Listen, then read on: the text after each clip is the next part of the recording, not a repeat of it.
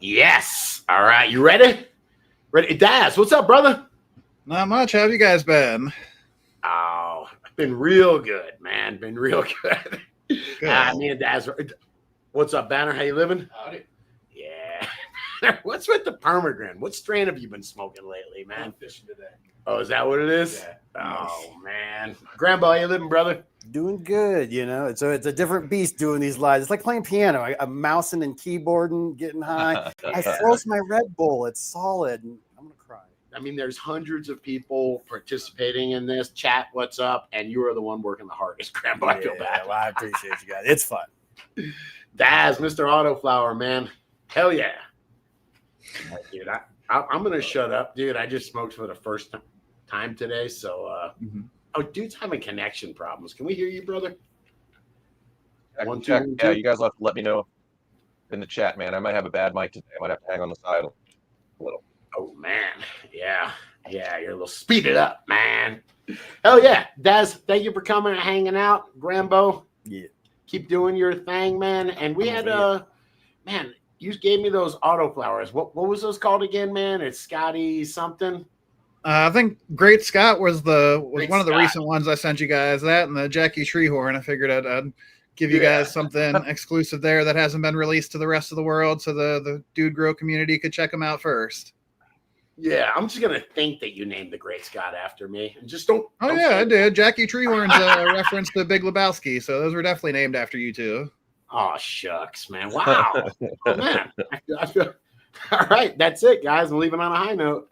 Nah, good stuff. Chat, please get some questions up. The guys all know, and the folks all know in chat that I've been running these autos. Was it about 3 weeks, Banner? Something like that. Right. Just starting to get, I guess, legit. I'd call them pre-flowers, but no, the one is starting to flower, and they're different beasts, man. I was making a joke. It looks like Sideshow Bob's hair. It is just the densest, just bush of, just foliage, man. And I tell you what, out of all the plants I have in the grow, they look the best. They've got great color to them. They seem to be pretty damn bulletproof, to be honest with you. Well, good. I'm glad to hear that. I know you were mentioning before the show started that you were giving them a lot of light, and they seem to be responding well to it. And that's how I always grow mine, with as much light as I can give them, and they bush out real big. And though the internode spacing will be a little bit tighter, I've recently started experimenting with less light, and it's amazing how much more they stretch and how fewer bud sites I get that way. So I'm going to crank the lights back up and go back to my old way of doing it and just getting those bushes and short, stocky, nice, thick stems and yeah, sturdy plants there. So I'm glad to hear that. Hey, since it's a grow show, I'll start out all our audience is pretty deep into this stuff. Far red, that 730 nanometer far red. We've been playing around with that. A lot of the crew has. I've been doing some investigation. That will stretch plants out. I wonder if there is something to that, to take one of these super dense, because I want to keep as much PPFD as possible. I want to give them plants as much energy as possible, right? Yeah. I'm a big fan of, I don't know if I've gone that far red. Some of my older LEDs had the infrared as well as the UV, but most of the stuff these days over the past, 7 to 10 years, they've kind of gone the other way and added whites instead of some of the more directed spectrum. So I've got a soft spot in my heart for the blurple stuff with just the pure reds and the blues and a couple green here and there and some infrared, some UV. I feel like those really, really crushed it, and the efficiency on them for the amount of lights. I mean, I'm not a light guy. I'm not a light company, so I could be way off. But man, I grew some amazing plants under those. The white lights, they do great too. But I just wonder how much potentially is wasted energy there with the white lights, considering the spectrum is so much broader than the directed, 660 and this is that 730 where it's outside that par zone. And chat, I love doing these lives. We got great growers in the chat. Who has messed with these 730 nanometer far reds? And are they causing, supposedly they're causing a stretch when you got plenty of that 660 deep red and you're adding that 730. Here we go, man. Help my resin stretch. Oh man, I missed it. But yeah, there's there we go, man. UV and IR helped my resin plant stretch just enough to make easier to press. John Lindsay, thank you. Yeah, I mean, it definitely is a tool that you could use. I've never had plants that are so squatty. For the most part, mine stretch out a little bit during flower. But damn, this one, I might turn. I have a far red. Should I try it, y'all? Mess up a good thing? How many do you have going? You have a So, couple of them going? yeah, right. I got 3. And it is amazing. It's a big variability. I popped 5 seeds, I want to say. Maybe it was 6. Kept 3 of them. And then one of them I treat them all the exact same, but one of them was smaller. I just let it go because I have the room. And yeah. Nice. What are you doing for your setup there as far as the pots and everything and medium? I always grow in cocoa, a can of cocoa. I'll shout out to a good clean cocoa. And then I have my real buckets, which are self-watering sip system. Oh, right on. They're going to love that. They love them. They love them, man. Yeah. Yeah. Yeah, those are amazing. I feel like I was underwatering my entire grow life until I got a sip bucket set up. And yeah, just the amount of growth, it's explosive, especially in those. And cocoa, I'm sure you'll get some good sized plants out of there. Are you doing 3 gallons or what size are you running? And they're my real buckets. They're essentially close to a 4 gallon. It's like a 4 gallon sleeve and a 5 gallon container, I'll say. Right on. Yeah, man. And I mean, we can get into the cliche stuff that I've already asked, but I've probably forgotten because I'm pretty baked. Feeding these autoflowers. Like I said, we talked about my buddy Cortez. Told me go fairly light with using about 30% less than I would use with the photo plant of my grow dots. So universally, they're all light feeders. We should be really careful. They used to be, not so much anymore. You can really go hard with them now. If I have to feed anything, I'll give them the same strength nutrients that I'm giving my photo moms with that can of cocoa A and B, and I mean they love it. So you can definitely feed them strong. I know Autopotamus, he grows super strong newts, and he does some huge plants that are a pound plus autoflowers, and he starts them off from the jump really high EC and just continues to pump that up the whole way through. So the autos of yesteryear, he definitely they were more newt sensitive. You had to be more careful with them. But I don't know if it's the crossing back to photo periods over the generations has bred them out to be able to handle a higher feed or what it is in particular, but they just they can take a lot more these days than they used to be able to, especially if you're giving them a lot of light. Yeah, if the environment and everything else is in check, yeah, go hard with the newts and they'll respond well. Yeah, I've seen these things. All right, I wonder what like a plain ruderalis is. Is it a real strong, stronger kind of plant than a sativa or indica would be? I mean, it's a different species. Yeah, I'm not entirely sure. I've never seen a pure ruderalis before. I know Todd McCormick was saying that's the wrong term for it, that ruderalis isn't where autoflowering comes from.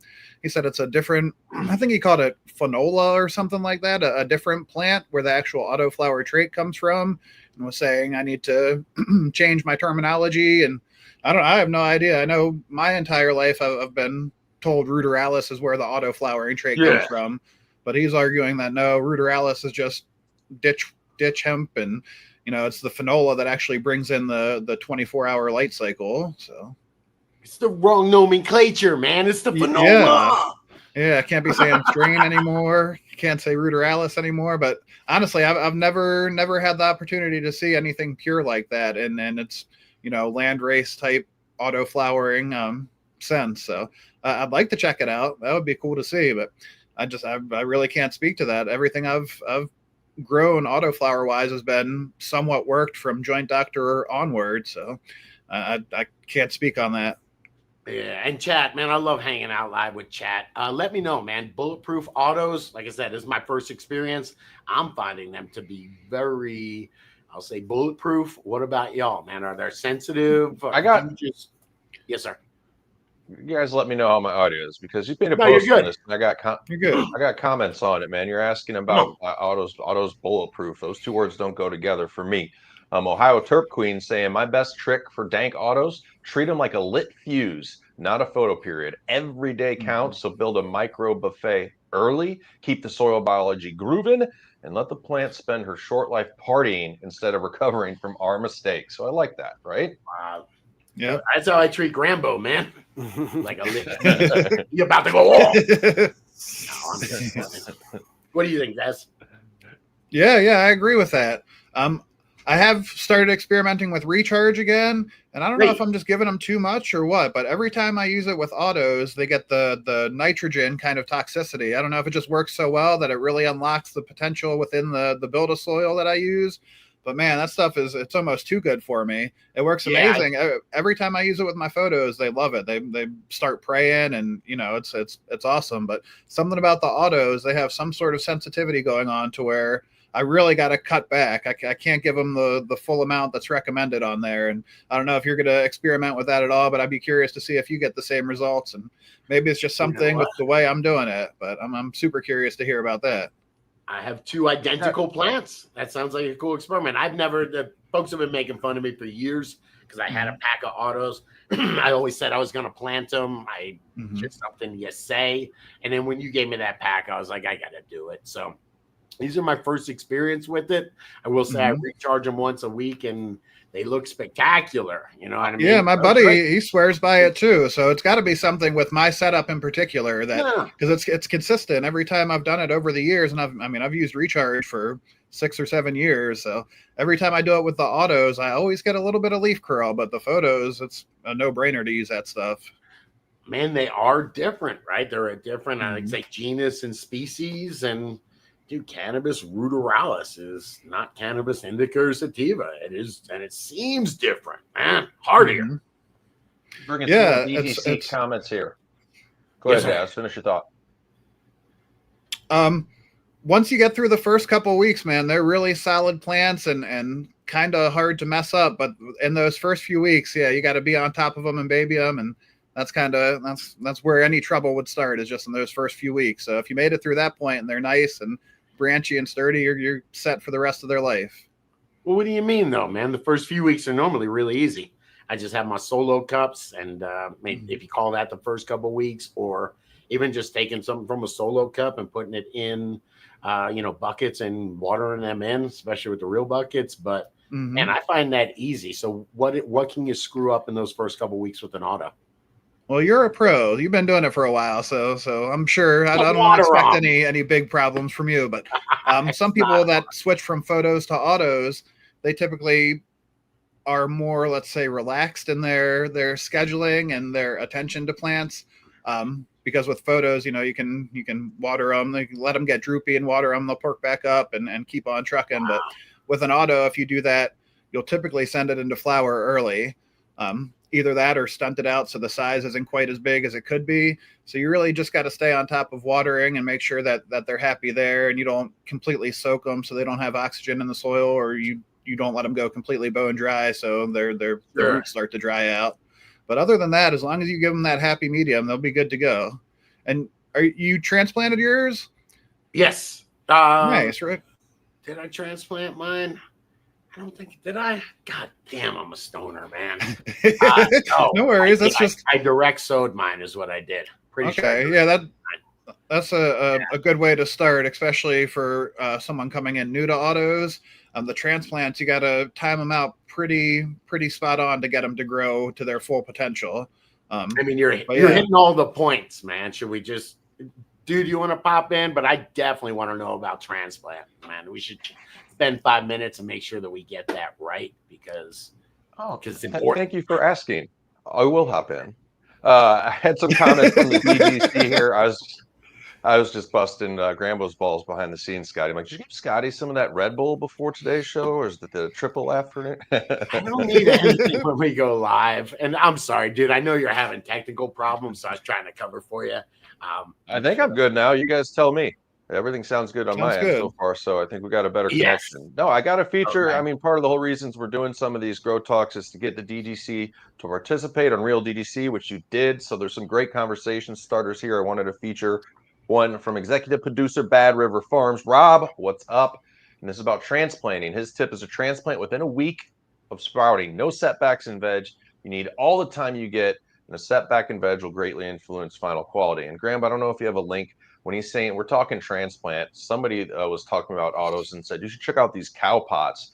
They're basically, or you can get the peat formed pots. Have you ever used those to reduce transplant stress? Do the roots grow right through those? I don't know if you have any experience with the product, but and then I haven't. I've transplanting seen those real quick. before.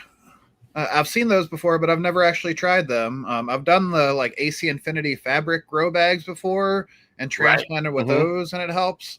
The thing that I dislike about the fabric is it's just so soft and malleable that anytime you move it, it can really crunch the roots, or the roots can rip off of it and cause some stress. So I like this idea a lot more with something more solid like that. I'd definitely give that a shot. Those look great. Yeah, there you go, Awesome. Grandpa. I had to. I go, why do they call them cow pots? You don't remember? Cow pots are made out of 100% composted cow manure. You're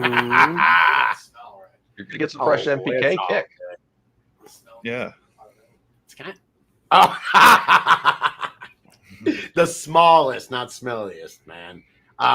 Interesting, right? But so you got to be really careful with these things, transplanting them, though, huh? Yeah. I mean, people that have done a lot of transplants, see the thing with autos is sometimes it's more attractive to new growers. They read the name auto, they see that they don't have to flip the lights, and they think, everything's just going to happen automatically. It's going to be super simple, and you don't need to take the care that you would with other plants. Whereas it's kind of the opposite, especially when it comes to transplant. You really need to make sure that you have not gone too long, not let them grow into a small pot for too long to where they really start to hit the sides of the pot and kind of kick them into flower that way. Whoever was saying, a week or so, that's definitely a good call. I usually go about 2 weeks with mine. If I'm doing a breeding run, I'll wait until they show sex. So that way I know I'm not potting up males, and I just keep them all females potted up. Sure. I also started getting stuff sex tested, which with autos, it usually takes as long to get the results as they're going to show anyway. But I've been messing with that more. And I don't know. Yeah, I transplant usually 2 to 3 weeks is really the sweet spot for me, I've found. And that's in like a 5.5 by 5.5 inch square black plastic pot up into like a 4 gallon or a 6.6 gallon pot. So you're going, as long as you're gentle with the transplant, you make sure to massage the pot before you get the roots out, so they're not stuck to the walls or anything, and not too saturated, not too dry, just a nice right in the middle so the root ball sticks together. I do that. I sprinkle some mycos on the roots, and good to go.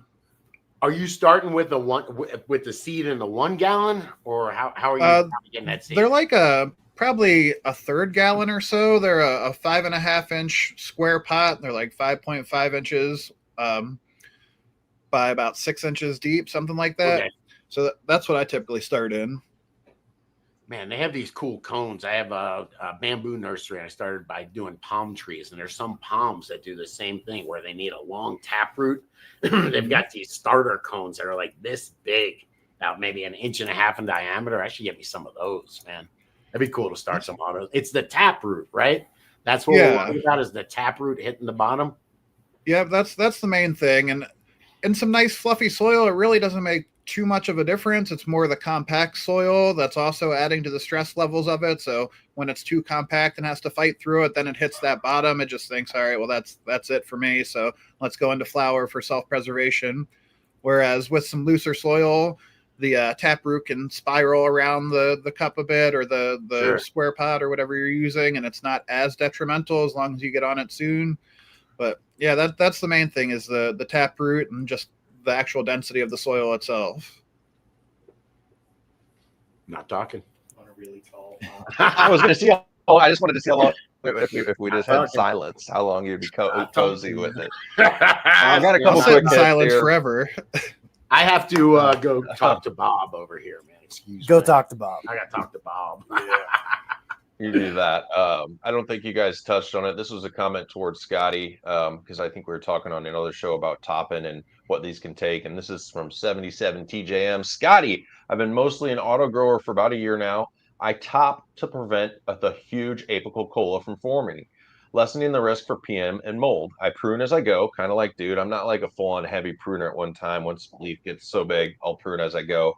And it says, I've yet to see stunted auto for too much stress. So do you ever top just the main one, like that's going to be beneficial. I've seen some autos that have all plants, but super strong central colas if you let them go. Mm-hmm.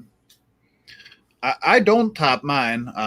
I let mine go naturally just so that way I can write about them in the description and talk about them as I know they're supposed to be. But I know there are a lot of people that do top, and I know there's autos that specifically respond better to it than some others. So a lot of it has to do with the genetic. I mean, there's some plants that are just ideal for a sea of green style setup where they don't have a bunch of lateral branching. They're more just main cola dominant, single cola. And I mean, those you can give them 100 gallons of soil and they're never going to get to be big bushy plants. It's just the genetic makeup of them, and that's how they were bred to be. They're usually super fast and just to the point. Whereas some of the more recent stuff I've been working on does have the ability to get super branchy and really explode outward. And I mean, the side branches can get as tall as the main cola. But if you're worried about something being too dense, it's always going to be the main cola that's going to be the most dense. So if you have problems with bud rot or anything along those lines, it's definitely probably advisable to hack that off and just go with the side nugs. So I've got mine starting to show flowers now. They look like they're a week 1 in flower or something like that. Do I want to cut the top off then? Do I want to is it too late? Would I want to do that before they show any flowers? Because I would figure that's going to push it into flower, that kind of stress, right? They really can take a lot these days. I've gotten more into defoliating rather than leaf tucking, which used to be my go-to. Nowadays, especially now that I've started to do, my pollination technique's gotten better to where I can get a few more seeds than I was before, and those big fan leaves will catch a lot of the pollen that would otherwise go to lower bud sites and just bud sites in general. So I've started to remove more fan leaves in flower before pollination, just so that the pollen can get to where it needs to be instead of getting blocked by those. And they love it. They don't show any signs of slowing down. Usually in veg, I'll take off the first set of branches and first set of leaves, just so that way they can really have more space above the soil and more airflow down there. And with plants like yours, where you're saying it's just a little bush, I mean, if you've got the fan leaves covering the actual bud sites, I'd trim those off and not think twice about it. Right. Oh my God, I'm so used to when I have a conversation, I was like, oh, okay, you're talking, how long do you veg? And I'm like, wait a minute. you don't get a choice on it, man. Yeah, that's not up to you. I know people that have ran just flower nutrients the whole autoflower cycle and gotten great results, 8-10 ounces off plants. So I'm not even sure that it necessarily needs a specific veg versus, flower or newt cycle anymore. Coming in because I got the chat here because you've been asking the chat, and Thickums has been asking a few times. What up, associate producer Thickums says, Daz, I have your owl pellets going right now. Why are they listed as unknown? So the owl pellets are a mystery mix. I take seeds from every single seed harvest and put them into a jar. So, I mean, you could have seeds that are almost 10 years old at this point mixed in with seeds that were harvested a week ago. But that is literally a unknown. That is a mystery mix and the truest sense of the form. And I mean, there probably aren't many 10-year-old seeds left in there, considering I've had to replenish that jar quite a few times at this point. But yeah, that is a true mystery mix where anything could be in there that I've made. 10-year-old autos, though? Because I thought autos kind of just started getting good within the last 10 years. Am I crazy? Yeah, I'd say 2014 was really kind of the turning point of when they became really, really good. And then from there, it's just been working back to photo periods and working them back out to auto and crossing them to different autos that have been worked back to photo periods and making new F1s and then taking some of those and making some poly hybrids from those. And yeah, so it's all really good stuff. But yeah, there's a huge mix of stuff in those. I put those out just as that's like an entry point for people that aren't sure if they really want to take the full plunge in. And I usually give like 15 seeds and a pack of those for the same cost as I would a 3-pack of seeds. So that really you get to explore and see if it's even something that you're into for a lower entry point. Grambo, you gotta take the plunge, brother. You gotta take the plunge. Take it. You don't go full auto. I always go full auto. Hey man, why would you want to be an auto flower breeder if it takes that much more work and to be a oh my god, this is something that's really been hitting home for me recently, and it's kind of I don't know, every photo period breeder that I've collabed with is like, why would you do this? Like, this is so much work, and how are you selling them? Like Sin City in particular was like, I can't sell these F4s that we just spent 2 years working on for cheaper than I'm selling my F1 photo periods for. It's like, damn, I never really stepped back and thought about it, but until financially stuff kind of catches up with you, where you spend 2 years working on something and not bringing in any money, but still covering the cost of rent and electric and newts and everything else. But yeah, I've been thinking more about dabbling into photo periods. No hate, nothing but love to the photo period breeders. But man, I think I could make a mark in the photo world, no doubt. Now, fast flowering, isn't that a bridge between the two? Yep. I've got a ton of F1 photo times autos, which are fast flowering. I just harvested some Skittles cross tour. Heck yeah, man. Very cool. Man, I'm losing my voice. I'm doing the mullen. That's why my voice is so screwed up. I'm healing right in front of everybody. I'm healing. All right. You say you're smoking mullen? No, you know what? I have the extract. But okay. Yeah, man, it really does help. You got something. Well, you get bong cough or whatever you want to call it, and clean your lungs up. I was just going to go on the edibles and mullen diet, but Rambo, did you really throw away the edibles? I couldn't be trusted, bro. Like literally, I got so wrecked this week that I told everyone it's like we had the Labor Day party. We came and hung out. You cooked for us. That was beautiful. Yeah. And I went and asked everybody at the party. I was like, "Do you want these? Do you want these? Do you want these?" Everyone said no, and I said, "Well, they go in the garbage." Wow. No. Too much. Wait, I asked Kyle for a little bit of edibles, and he gave me like 3,000 milligrams. That's too much. And let me ask you a question. As far as Autoflowers for edibles, I mean, is that I always think of if I have a little bit of extra room, like I've got 2 plants in veg right now. So I have an 8-plant veg, so I could put some autos in there. I mean, do they produce as far as, I don't know, I guess, do they wash? Do they squish? Do they produce a lot of, I don't know, resin, whatever? Are they good for edibles, man? Are they good? Yeah, definitely. You can for sure make edibles out of them. Back in the day, I used to run everything BHO and just, take a Planet Chop, throw it into a cooler with some dry ice, freeze it up, pack the tube, throw that back in there, refreeze it, and blast away. And man, there were some incredible extracts. Now, these days, I'm working towards breeding more hash strains for actual washing. So that's something that is on my goal list and to-do list. And there have been a few.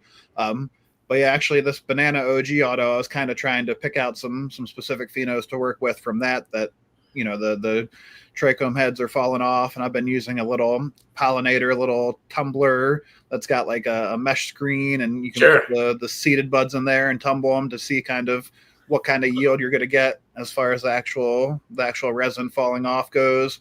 So that's been my test these days. I can't really do the ice wash test because can't throw seeded bud into the ice water and expect to do anything but germinate them right afterwards. But yeah, I'm working on that. That's definitely something that's on my goal list and something I am currently focused on. So I'm hoping the GMO project that I've got going will be a good washer, and hopefully I can cross that out to other stuff and impart that same thing on others. So we'll see. That's on my goal list. Especially I've been hanging out with a lot of really high-end hash guys recently, and man, that's once you get into that scene, it's hard to like go back to anything else, it seems. So they never want to smoke flower or anything. It's just give us hash or give us death. So that's where I'm at.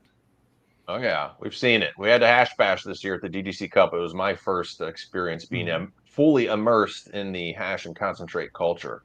It's not different in a bad way, but I feel what you're saying. Thickum's chiming in the chat here. Thickum says I've had a 32% return pressing an auto, so that's pretty damn impressive. Wait, how big? How big? 32. Huh. Yeah, I got a call from my buddy today, and he goes, guy down in Florida, he's like, yo, just got some new, and he gives me the strain name, 43% THC, bro. All right, Thickums, I can hear it. in Grambo's voice, and Sicko Grows is saying no freaking way, so you might have to clarify. I accidentally made the it. Marge Simpson sound. I was like, homie. I mean, it could be if you're bubble Hey. bath, you know, if you're getting a bubble in it or something. Yeah, there's This a guy out time, there, Derp for Terps out in Colorado, and I think he said his highest is like 7% or 8% washing some of my autos. And I mean, he's a reputable dude that Sure. produces fire, so I trust him. But if I take most things with a grain of salt these days, as far as numbers are concerned, I've never chased numbers or anything. It's smoke test it for me, and how's it affect Sure. me? How's it smoke? How's the 100%. flavor on it? And if that's good. I've just recently been able to start testing some stuff, and it's interesting. So far I've seen 3.3% terps and up to 30% total cannabinoids. So I mean they're potent, they're great. It's just I never had access to that stuff before. I'm about to do some testing. I just had some seed sprout, and they are full. Oh man, I don't have the pack in front of me. But regardless, they're straight. Their THC percentage is 0.3 to 1 at the highest. It's a very heavy duty CBD strain. Looks like fire, but I want to give it to people and be like, dude, this is pretty good weed. I think it's like 22% THC. Like, just see how they react to it, or if they're gonna go with the flow or tell me it's weak sauce. What? Dude, I've smoked some of that legal hemp that gets me pretty high. I was surprised. Like stuff Lifter and a few others actually test real low, but fuck, man, you can still feel it. It still does something to you. It's not like back in the day in high school, I bought some of that without knowing, some of that High Times, back of the High Times magazine, fake weed stuff, and sitting there smoking and smoking and smoking. I hit up my guy. I'm like, dude, I've smoked a half ounce of this. What the fuck? He's like, yeah, I know, my bad. Like everybody's hit me up. I know I fucked up. So, but yeah, it's not like that with the actual hemp stuff. Hey, I want to shout out here. We're about mid-show, hanging out, good times. To the DGC, the producers every show. We got to give some respect to the producers making the show happen. It's the whole reason we can have Grambo on the boards, banner making RealDDC.com happen. And I'm gonna shout out right now to one that hooked me up with some weed here in Canada. Red-eyed Optimist. Yes, Optimist. I was gonna check my English sometimes. It's a guy that gives you glasses, person that makes you glasses. A very positive person that makes glasses. Oh, they sent me out some early lemonberry, which I believe is from Ethos. So thank you. It's nice to have multiple strains in-house, as well as some Cushmint seeds, which let me know if you smoked that, Red Eye, because when I looked at the recommendation, it's animal mints crossed with Bubba Kush. And it's not recommended for beginners due to high THC percentage, which I thought was funny in a seed pack description. Marketing, maybe? I don't know. Yeah. What brand is that? Who did that? Cushmints was the strain from Red-Eyed Optimist. That's funny, man. Got a few more here, though. We got Bad River Farms, Rob, executive producer, You the Man, and Never Settle 420. DDC associate producer, and we got Bad River Farms in the chat. We see you out there, guys. Yeah, we got come on, buddy. Look at all that. Yeah, and dude, there's so many cool folks in the chat. Love it. Popcorn smoothie. Take two. Bad River Farms. I'm gonna give you more some center stage and feature your DDC profile here on another show. But keep in mind, any of your producers, you can fill out your DDC grow style profile and just message me. I love to feature those on the show. Shout out to Cody Rose Grows, Healthy Green, and Deep Forest Dweller. All stepped up. RealDDC.com. If you're already over there, RealDDC.com/upgrade to get all your grower dividends, discounts on merch, 30% off Real Growers products, Nightowl seeds. How about that? We're hooking up stuff every week. So, and the best thing is you keep us coming at you, man. That's got to feel good. So thank you, DDC producers. Yes. Grambo. Yes. When was the last time you dwelled in the deep forest, man? Never. Dude hangs out there. Probably, dude, you're in the deep forest every day, aren't you? Yes, not every day, but I do love the forest. And before we go back to, we got a question here again about autos. Of course, let me give a shout out to the Grow Dots. They seem to be a nice pairing, nutrition-wise for Autoflowers. You know, Cortez in the DDC is doing it. A lot of other people are doing it. It seems like a real good way to be pimping out nutrition easily. Yeah, but that works great. I haven't had the chance to try those yet, but it seems kind of a similar concept to what I used to do as far as time wise and allowing them to kind of get established before they get into their newt zone. I used to make my own super soil, and I'd fill the bottom half of a 5-gallon bucket with that, and then the top half with unamended soil. So it gives them time to get established before they get down and hit the newt. So I like that slow release fertilizer idea. I think that'll work real good with them. Definitely does. Makes it easy. I'm having success with them, but I tell you, I've never used so little. I'll use maybe 75 grams on a normal photo plant, and I used 45. I think I used 45. I think I experimented using 60 on one of them. But we talked about this before. My buddy Cortez is like, yo, they don't need a ton. And now that I think about it, they look insane. They're just sucking that fertilizer up, man. So the amazing Thunder Lips. Shout out the amazing Thunder Lips. Growed out for the win. And Daz, I'm pretty sure we can get some growed out sent out to you. Everybody else, realgrowers.com, coupon code DUDE. Any producers, you get 30% off Real Growers products. All right, who knows it though? Grambo will know. Who is the amazing Thunder Lips? Hulk Hogan in Rocky, man. Yeah, it was I bet Grambo knows every pop reference. He is the cable guy. They nicknamed me the cable guy. Yeah.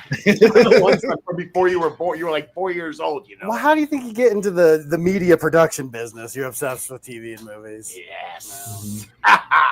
Good stuff, man. Good stuff. Okay. Yeah, baby. Yeah, this is Zeus Daddy. Zeus Daddy asking about daily fertigation, which means basically you're watering every day. It says, I'm new to growing. This is my first grow, and I'm doing autoflowers in cocoa, which right there, that's a good medium for potential daily fertigation. It says, I've tried doing the technique where you water and wait for dryback, watering to 10-20% runoff. I heard of a lot of great growers say that with autoflowers in cocoa, you have to treat it like hydroponics, which means you have to water at least once a day. I could stop there for a minute. I mean, it's just if they're thirsty, water them, right? Like, yeah, I mean, during the first couple weeks, I'd kind of do some root teasing with them and let them dry back so that the roots stretch, searching for that water. But after that, never heard root teasing. I like root teasing. I like it. I like it. Yeah, get the roots to grow outwards as much as possible, as quickly as possible, searching for that water and food. But yeah, once they're established, I mean, I water every day in my soil, so it's just a matter of the balance of not overwatering them and finding that sweet spot of where they should be. So do you? I don't use drybacks. Is I was going to ask. How do you feel about drybacks?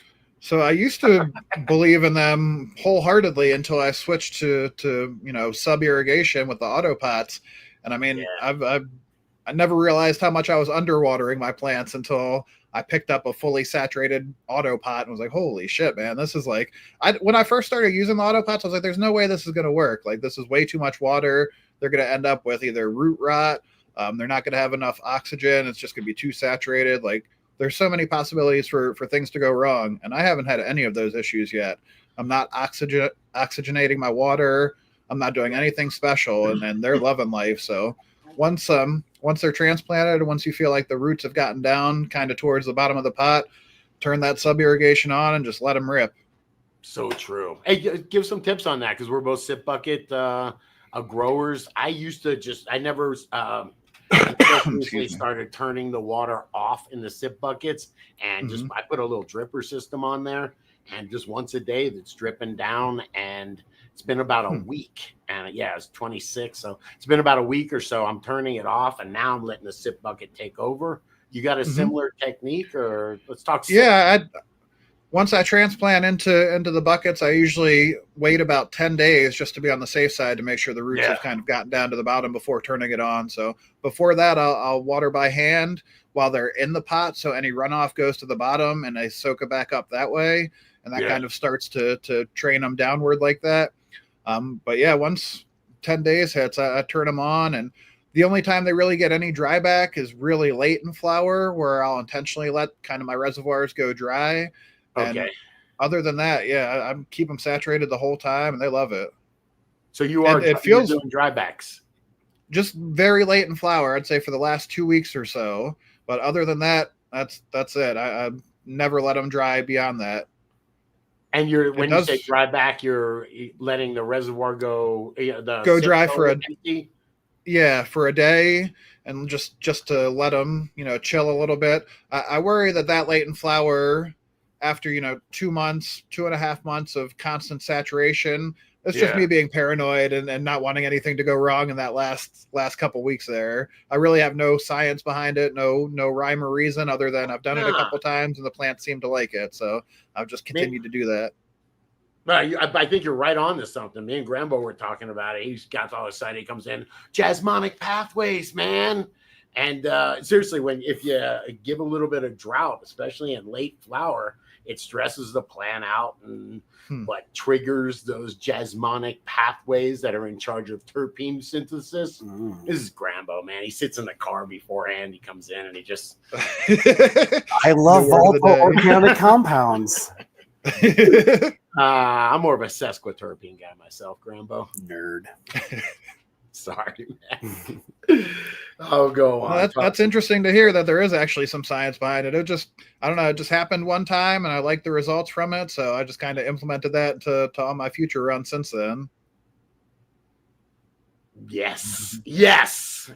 Dude, you're thinking. Westport default behavior says Chad Westport preaches drought stress in flower. He preaches it, man.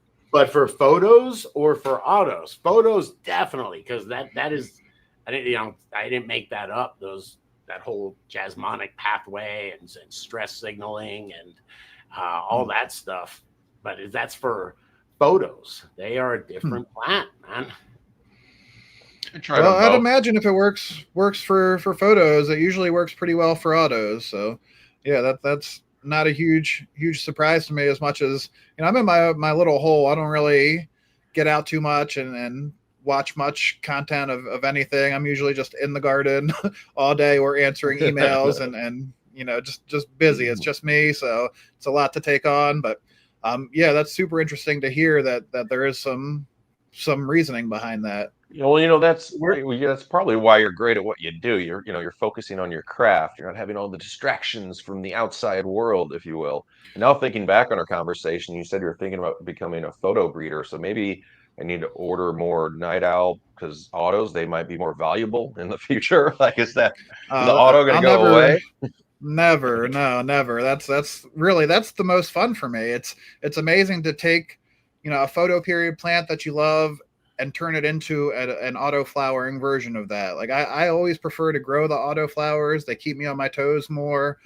With photo periods, I myself can get lazy with it and let them go a day or two without giving them any attention or love. But I can't do that with autos. Those are my babies. And yeah, so I definitely, even if I do get into photos, which I do think I'm going to, it's never going to be the main thing. That's for sure. Hey, man, I asked before, would you mind? I don't know that a lot of people really are familiar or know about the fast flowering. Is that what you'd call it? Mm-hmm. Yeah. Sweet Seeds came up with that terminology probably 10 plus years ago. They released photo periods crossed to autos as an F1 fast version. F1 FV is what they called it. And a lot of other companies have done that since then. But yeah, it is faster flowering photo period. You can clone it, you can veg it for as long as you want, and they just usually take 1 to 2 weeks off the actual flowering time. They'll also trigger outdoors sooner, so you'll get an earlier finish that way too if you're growing outdoors with them. I don't have much experience outdoors. I've done a couple little greenhouse grows here and there over the years, but everything I breed is all indoors, super controlled. I'm just too OCD to leave my plants out in nature for too long like that and not have full control over them. And how come they're not more popular, fast flowering? It seems like in America, I like to shave time off something. I can get it faster. Hell yeah! Mostly because of the auto flower, the kind of connotation that goes along with auto flowers being lower quality from years past. So I think that scares people away from it.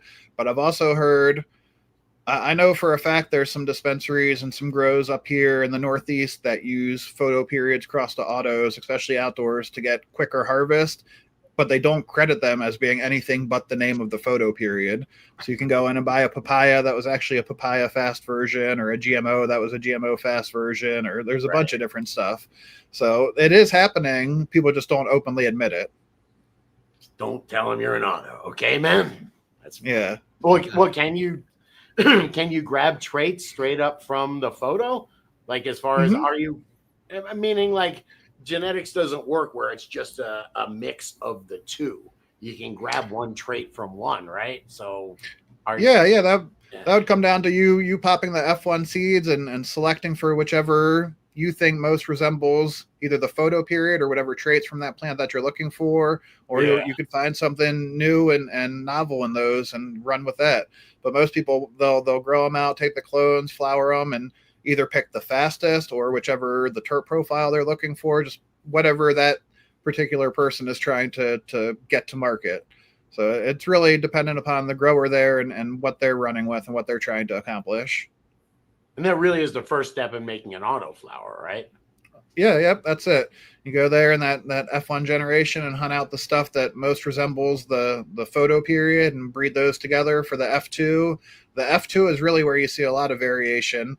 You're going to get full autos, you're going to get full photos, and then you're going to have the whole gamut from both parents mixed into those photos and the autos. So that's the trickiest part, and that's what tends to keep people away from breeding autos, is just they think they don't have the space or the time or don't want to put in the effort to search through that many. But realistically, that's the magic generation right there. That's the make or break generation, is the F2. The F1 is usually really uniform, surprisingly uniform. But the F2 is just, it's a splash pot of all different stuff. And you've got to find a pheno that you like to cross back, right? Oh, yeah. Yeah. And especially with the autos, there's no second guessing, no re-vegging, nothing along. You can't do anything. You got to be prepared and always have a backup plan when it comes to that generation. And I've messed up. I've lost projects because I didn't create enough F2 seed in the past or F1. So moving forward, I always make sure I do bigger pollinations than I have in the past with the F1 and F2, just in case I don't find what I'm looking for. I have plenty of chances to go back and find it. Man, I got one more, because I'm just listening to you go in the extra. What do you think? You're one of the highest regarded autoflower breeders that that around. What do you think separates you from everybody else?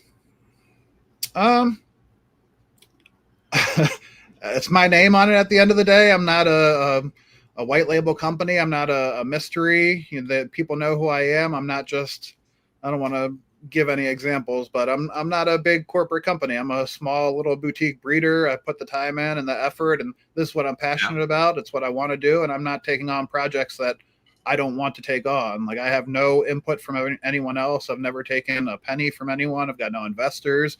It's me doing what I want to be doing. And I think people, I'm super fortunate that people have liked what I like. And also most of my breeding is for my own personal anxiety, depression, all that. And it's helped other people when they smoke it. They're like, somebody just yesterday was like, man, your stuff is always so bubbly and uplifting and nice. And it's like, that's just kind of what I like to smoke. That's, I don't have any super narcotic stuff. There's a couple that are real heavy and will knock you on your ass. But for the most part, it's more kind of uplifting and happy time weed. So that's what I need for myself. That's what I breed for. That's what I like. And other people have really seem to like that too. So, but yeah, at the end of the day, it's just me. I take full responsibility for better or worse. And there's, it's a lot of responsibility, and I take that weight right on my shoulders, and that's kind of what it is. And I can't hide behind, a nameless, faceless brand. It's for better or worse. It's me. What Daz? Which Daz are you talking about? Daz. Nice, man. I got a question too, and a comment. If you guys want to be with where we're at right here, where we're coming from at, I want to follow the rules, if you will. So you guys know where to find Daz if you want to find Daz. Sometimes we do some more proper direct shout outs at the end, but I want to follow the rules, if you will. So if you guys want to find Daz's gear, like Scotty says, Nightowl, you're going to figure it out. Also, I don't know if I asked you this last time. If you have, let's say I have a pack, what do you sell? You have packs of like 10 or 12? I do 1 seed pack size just for simplicity on me. It's 3 seeds. If you get them direct, it'll include at least 2 extra seeds in each pack. Okay. If you get them from a seed bank, just plan on 3. Sometimes I'll toss in extras in those too, but 1 seed pack size, and that's it. Just for, like I said, it's basically just me doing everything. So it's tough to do a 1-3. Let's say I grew 10 of the same. How I mean, what's going to be the variations, and this might be hard to answer, in phenotypical expressions? Will they all grow close to the same canopy height? Are they going to vary by more than like 10% per plant? Like, I mean, how dialed in? I had one, and also in the end, like if I were to harvest all these 10 plants, 10 7 gals, let's say, dry it all together, and then store and bag it all together, would you be able to tell a discernible difference between each plant, or is it going to be pretty damn close? I had a person that had a 60 light photo period grow out in Colorado, convert completely to autos, and never had anybody second guess anything. So I mean, Wow. depending on the variety, some have more phenotypes than others. Like I do a line that I call the originals, which is all my line work stuff, which is F3 and beyond, F4 and beyond. Then I've got my limited edition, which are typically true F1 hybrids, where it's a F3 or F4 or beyond crossed to another F3, F4 or beyond. Then I'll do the Secret Owl Society stuff, which is more polyhybrids and more experimental. And in those, that's where you'll see stronger phenotypical variation.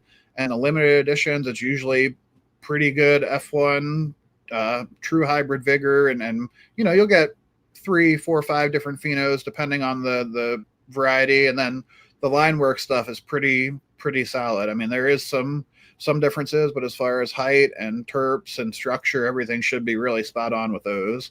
So it just depends on what you're going for, which line, and how many strains are involved in that creation, whether it's a polyhybrid or one of the F1 hybrids or something line worked.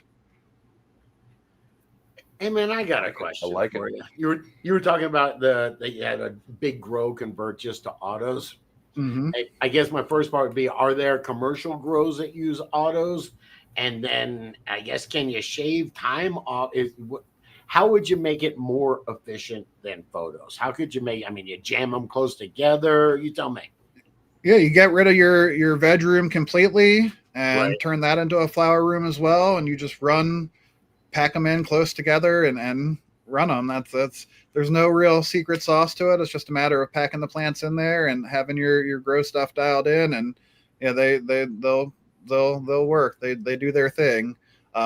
This gentleman, he did quadrants of different varieties, and then at the end of harvest, he just bag them all up together. He didn't separate by plant or anything. He just did this quadrant is this variety, this quadrant is this variety, and that was it. And nobody ever second guessed anything or I mean, he was really successful with it and did it for years before stepping away and selling his grow to somebody else. And that person went back to photo periods and apparently had some issues with it after that. So I'm not a big commercial guy. I'm small and hands-on with every single thing. So I helped him out with those and did a couple runs with him just to get him, on some solid footing. And after that, he was just off to the races with it.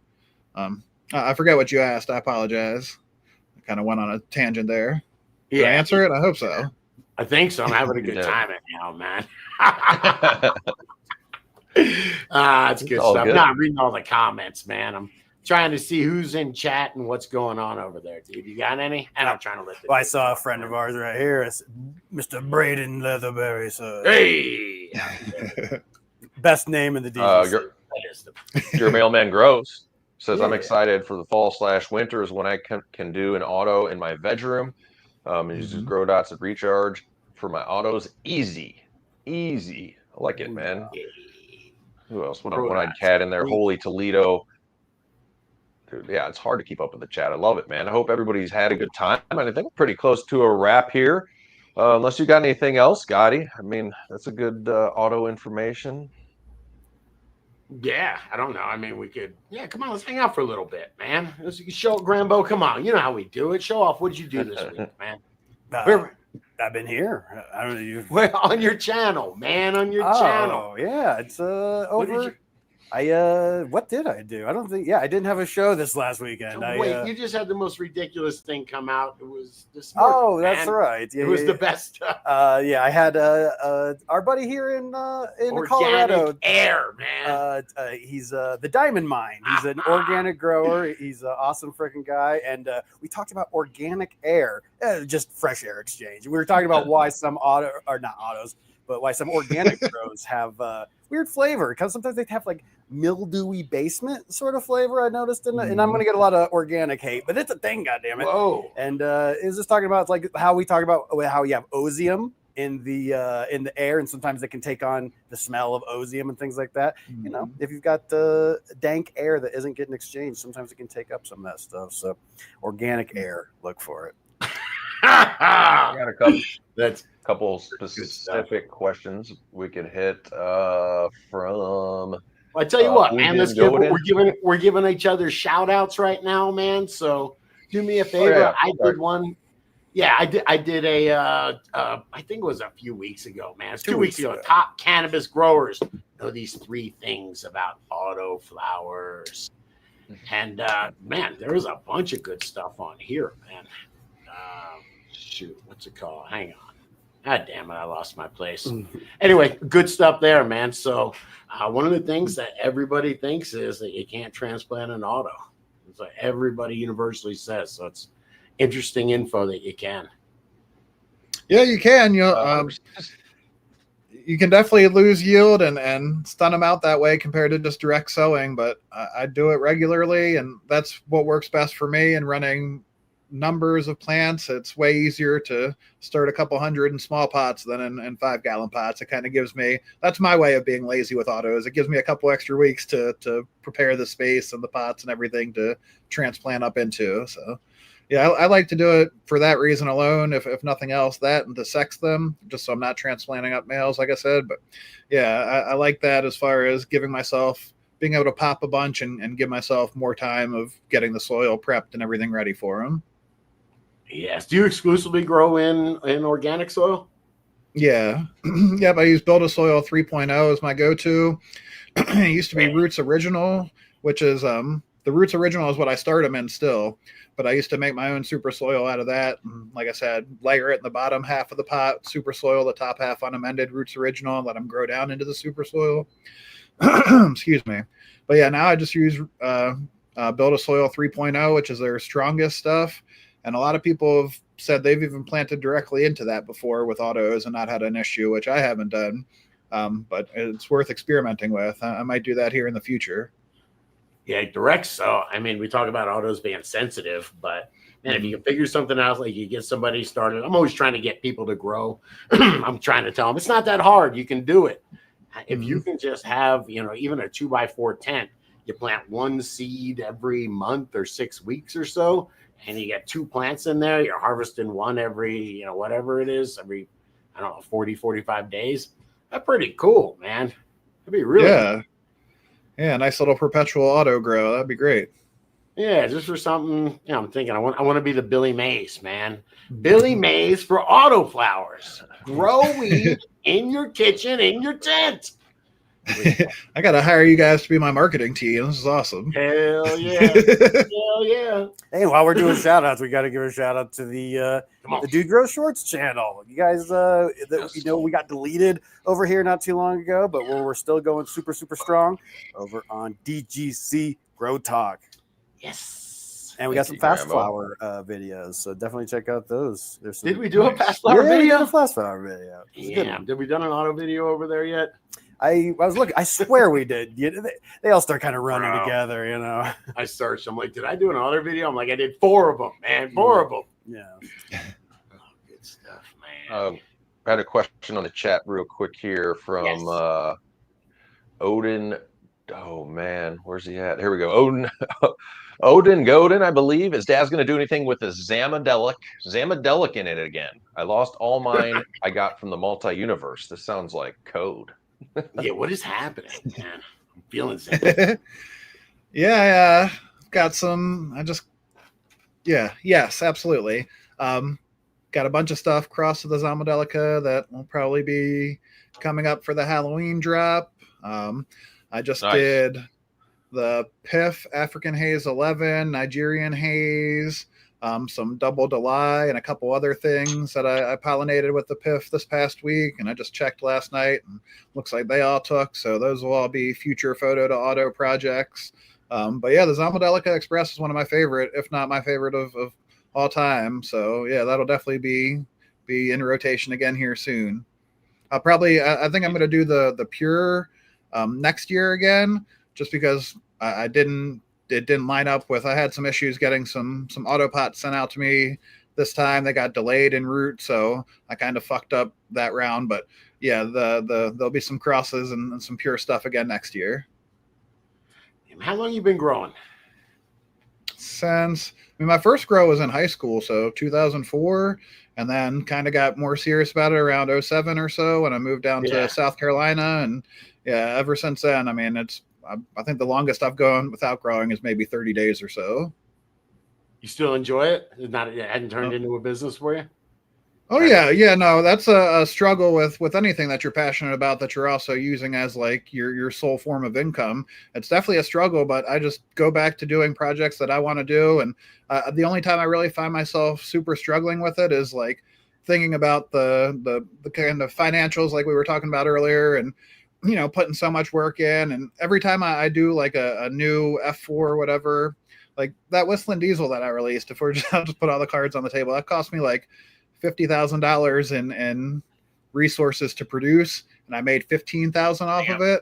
So it's like there's that balance of like, I don't know, I haven't raised my prices since ever. I've never raised my prices, still $50. So I think next year I'm going to have to probably raise my prices just to, if I want to keep doing this full time the way I've been doing it. Sure. Either that or maybe doing more photo period stuff where it isn't a 2-year plus commitment for each variety, and start kind of supplementing income that way to keep the auto project going, just one hand feeding the other. But yeah, no, it's, I mean, this is my love and my passion and what I'm going to be doing until I can't do it anymore. And it's just, I'm trying to stay afloat while I'm doing it too. So it's definitely a labor of love, and, people don't see that. And I think that's what keeps people from really doing Autoflowers. Just strictly, it's a very time consuming process, and you kind of have to be aware of what you're getting into beforehand, and how dedicated you're going to have to be to it. I mean, we've been ramen plenty of nights around here, so it's definitely a long-term commitment and vision. And I mean, I love them. Like I love doing what I do. It's disheartening to see something that I put, years of my life into, then have another person come along and reproduce that and sell it for cheaper than I can because they didn't have to put those years or those resources into it. And then they act like Robin Hood, like they're doing something for the community because, hey, I'm selling these for cheaper, and, fuck that guy because he's charging this for these seeds and I'm charging $15 for the same seeds. And I've seen people take my stuff and my line work stuff in particular and give it away, use it as freebies. And man, that really, it hurts the soul to see, but at the same time, everybody can do whatever they're going to do. And I'm going to keep doing what I do. And I think, I've kind of carved out a little niche for myself, and people know and respect my work. So I'm super fortunate to be where I'm at, and don't ever want to give off the impression that I'm not lucky, because I know how damn lucky I am. Yeah, there's luck, and then I was going to say you make your own luck, but no, we all need some luck in this world. But man, it's the opportunity and then running with it. A lot of people are given opportunity and they squander it. So respect to you for working it. And and hey, I remember we talked about that Whistling Diesel on the last channel, and we kind of went in deep on it. And dude had posted here, it's like it's lost media on YouTube. It's not lost media everywhere. Over on Spotify has our whole back catalog. Right. So if you do want to check out the Daz episode, it's in all of its glory over on Spotify. You'll see it there. Came out July. Oh, that's amazing. I'm glad to hear that. Yes, the Whistling Diesel, it triggered my mind. I was like, oh, I remembered. I wanted to smoke that. Man, it is rough. I will say YouTube is wonderful to give us a live platform. And you know what I mean? It's great. It's a great platform, but geez, man, you got to be on your best behavior. I'm behaving myself. I almost wore a tie, You should have. I was going to tell you, DGC producers, we definitely have some Nightowl gear for you. Just be checking that giveaways folder. Giveaways group, I should say, over on realddc.com. If you guys haven't come over yet, realddc.com is free to join and peruse around.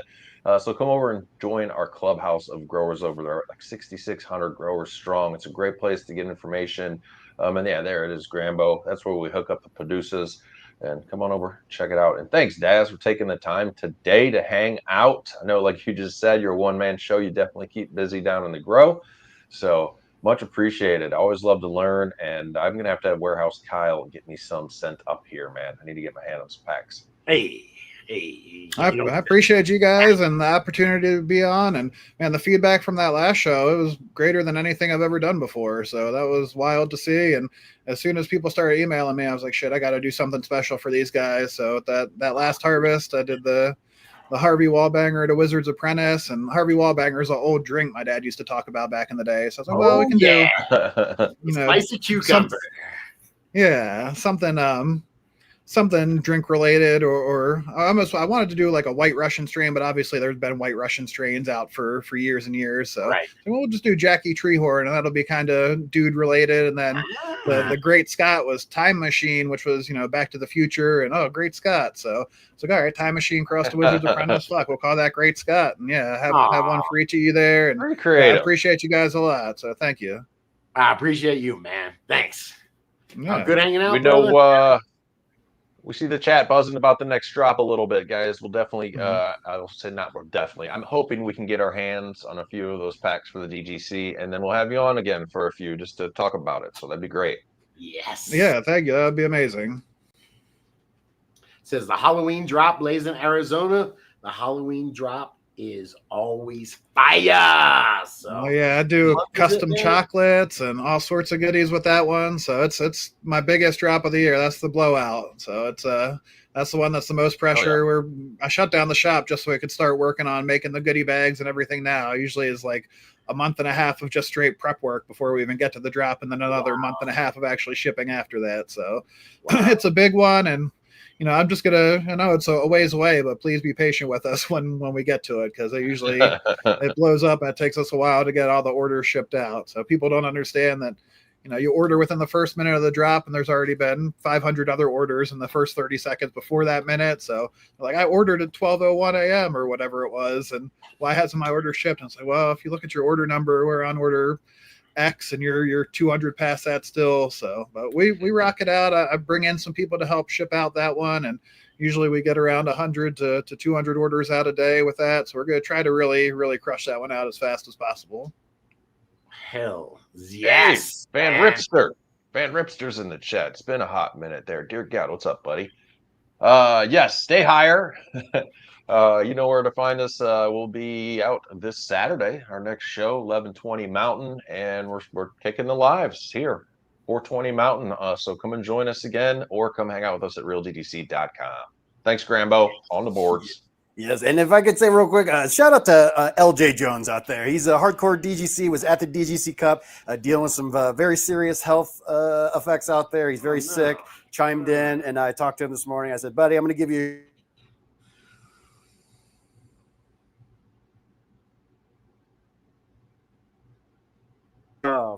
okay. So the internet cut out. You see what God just did, but feel better, LJ Jones. Yeah. We're thinking about you, and I want to see you at the DGC Cup next year, bro. Yeah, I always love seeing it in the comments and whatnot. So yes, feel better. And shout out to Banner over there. You've been quiet. Banner was quiet. Oh, Banner, yes. Okay. Shout out to Banner in the quiet corner. All good. Hey, what do they do, man? Can't you hit the hearts or something, the live, man? I do want to shout out to Grambo. Grambo, you are just solid, man. You have not. I have other editors. Sometimes they make mistakes and screw up, man. Dude, you are solid. Well, I got to tell you, my Red Bull thawed. You are good at your craft. You're a virtuoso. Thank you, Scotty. I love the lives are actually very challenging, and it's fun to be chilling. Yes, crushed it, man. All right, come on, it's Miller time. It's Miller time. I only have blowing, bro. Damn. Good hanging out. He's out. That's Thanks. the reason. You guys take care. See you next time. All right.